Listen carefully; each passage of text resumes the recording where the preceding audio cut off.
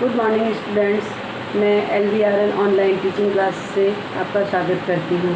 इस समय मैं क्लास 7 हिंदी फर्स्ट में चैप्टर 3 पढ़ाने जा रही हूँ।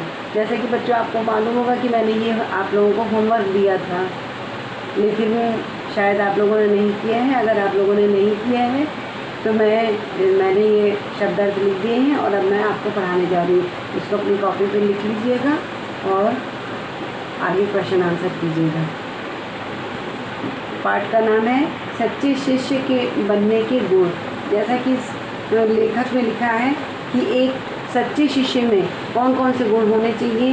एक सच्चा शिष्य वही होता है जिसमें एकाग्रता, एक निष्ठा, स्वच्छ व पवित्र, सकारात्मक विचार व जिज्ञासा के गुण होते हैं।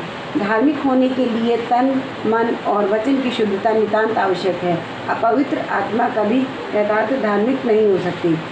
अतः शिष्य में पवित्रता, सच्ची ज्ञान पिपाशा और अध्यावसाय होना आवश्यक है। और शिष्य के लिए पहली शर्त यह भी है कि जो शिष्य सत्य को जानना चाहता है उसको इस लोक अथवा परलोक में कुछ प्राप्त करने की सारी इच्छाओं को त्यागना होता है। जो हम देखते हैं वह सत्य नहीं है। जो हम देखते हैं वह उस समय तक सत्य नहीं है जब तक हमारे मन की इच्छाएं आती रहती हैं। जब कि हृदय में संसार के लिए तनिक भी इच्छा है तो सत्य का उदय नहीं होगा।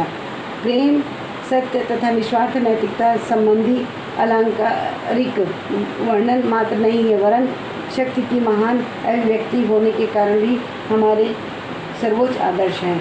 दूसरी शर्त यह है कि शिष्य अपनी ज्ञानेंद्रियों को नियंत्रित करने में समर्थ होना चाहिए। वे सब इंद्रियां अतः बाह्य नियंत्रण में होनी चाहिए। कठिन अभ्यास के द्वारा उसे अवस्था में पहुंच जाना चाहिए जहां से वह अपने मन द्वारा इंद्रियों को, प्रकृति के आदेशों को सफल विरोध कर सके। वह अपने मन से यह कह सके कि तुम मेरे हो, मैं तुम्हें कुछ न देखने अथवा सुनने की आज्ञा देता हूँ।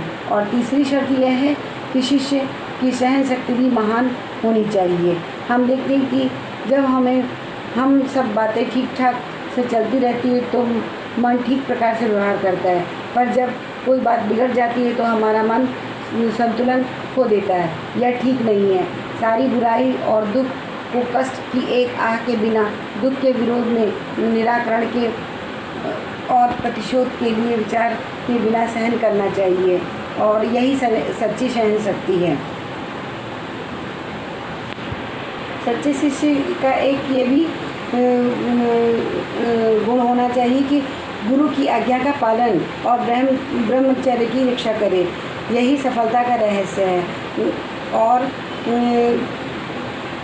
और हनुमान जी जैसा सेवा भाव और दूसरी ओर उसी प्रकार लोक को भयभीत कर देने वाला सिंह जैसे विक्रम राम के हित के लिए उन्होंने जीवन तक विसर्जन करने के लिए में जरा भी संकोच नहीं किया।